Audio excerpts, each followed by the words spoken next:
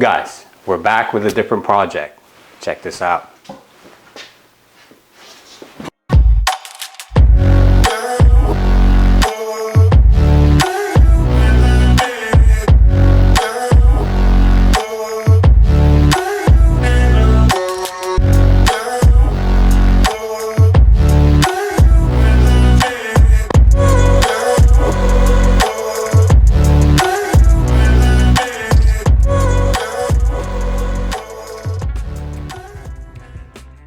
I'm Andy. This is my 63 C10. I bought it in Salinas from a guy in Salinas.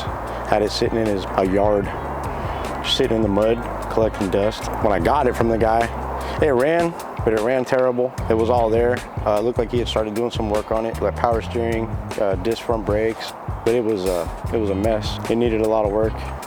On the drive home, I wound up losing the hood. The hood flew open on me, smashed the roof of the cab, destroyed the hood, destroyed the cab, and I actually found a whole nother cab, hood, doors, everything on like Craigslist right here and got it at a great price. So I wound up having to pull the cab, replace the cab and the doors, replace the hood, replace the front fenders on it, bumpers. It had some box style bumper off of like a, I don't even know, looked like some kind of a Chevy truck, just square bumper that he cut to fit. So yeah, pulled the cab, swapped the cab and the hood. The truck was like 5-6 different colors at the time. It looked like an abandoned vehicle being parked outside, so I talked to a buddy of mine. I wanted to do the body work and paint, but I wanted to get it into primer, change the motor, do some work on it. And he did some of the body work for me and said, you know, we'll put a base coat on it, the colors you want. That way at least it's presentable, doesn't look like an abandoned vehicle. Got that done. Got it back from him, put all the glass back in it, put all the interior back in it, the lights. And right after that, I sent it to my other buddy and we put a motor in it, put a little Vortec 350 in it, got a turbo 350 tranny, redid all the brakes, lines, master, booster, did everything from the wheels all the way up. And then bagged it, just did a quick manual setup on it just to get it drivable, get it up off the ground and moving around. It runs great, stops great, but it's a handful to drive. It's pretty sketchy on the freeway, so I keep it kind of around town. Yeah, I've been working on it for 5 years now, coming up on 6, I think. Picking it apart as I go. You want to peep this so you can see how it goes? Right through that square on there. Just in case if it blows open again and smashes my cab and my hood again. The chances of getting another one are pretty slim.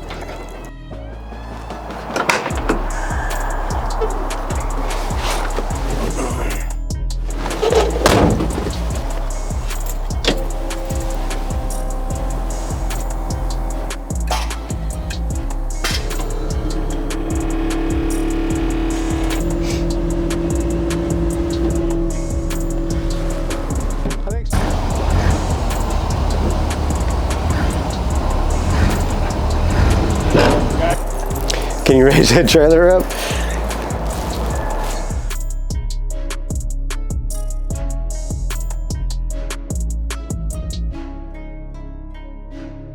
Yo, I watched Dukes of Hazzard as a kid, bro. All right, nice. So we're here, just strapping the truck down to take it home to work on it.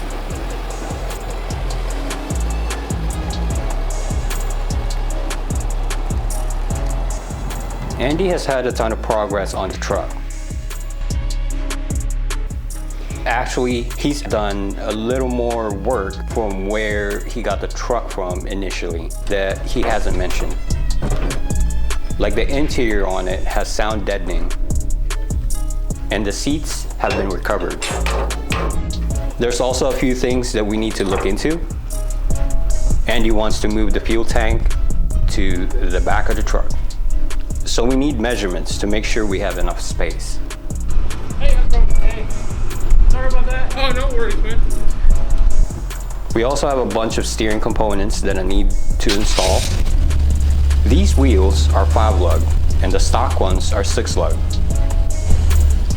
It's obviously running adapters, so we have to figure out what lug pattern is on the truck and on the adapters so that we can avoid these wheels from touching here. Anyway, Andy did mention that it's a handful to drive, so I did take it for a test drive.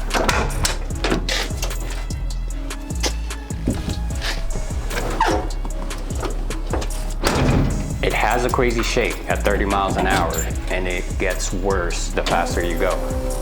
The bags also have too much pressure in them, causing like mad bounce. So I think I gotta figure out what size bags is on the front and what's on the back, and maybe change them out if they're a different size. I don't know how Andy was able to drive this truck. When I drove the truck, there was also crazy bump steer, so we gotta figure that out.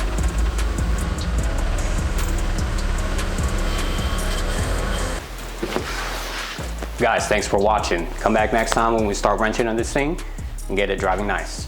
Peace.